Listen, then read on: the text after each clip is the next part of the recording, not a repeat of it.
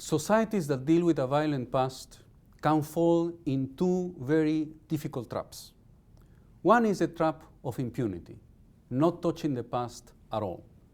By not touching the past at all, what can happen is that the powerful, violent sectors that caused violations continue to be powerful and probably will continue to be violent.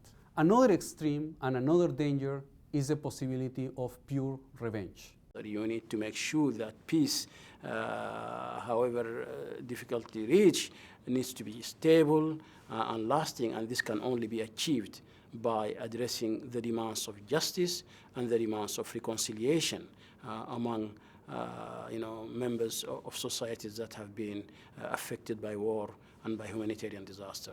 The first thing that we want to do in the implementation of transitional justice measures is to provide recognition to victims. And again, I think that the fundamental thing is not simply to recognize the great suffering that they have endured, although, of course, this is a very important part of the way in which you show respect for them.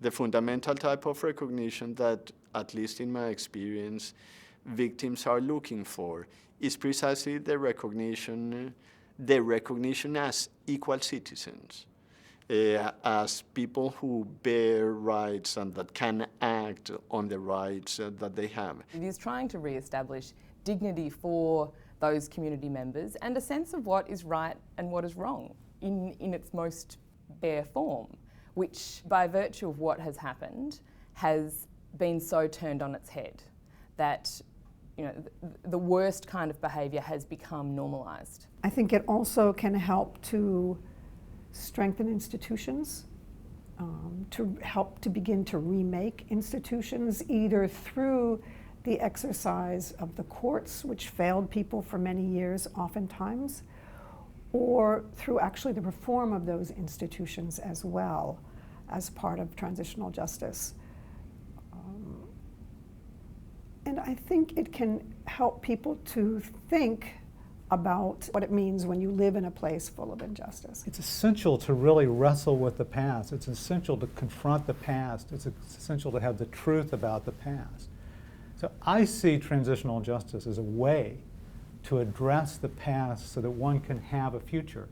It is only if you address the past that you can have a more prosperous and peaceful future, and hopefully a democratic future.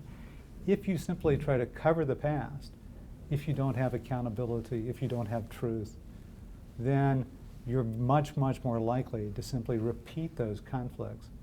And I think that is at the heart of it, what transitional justice is about.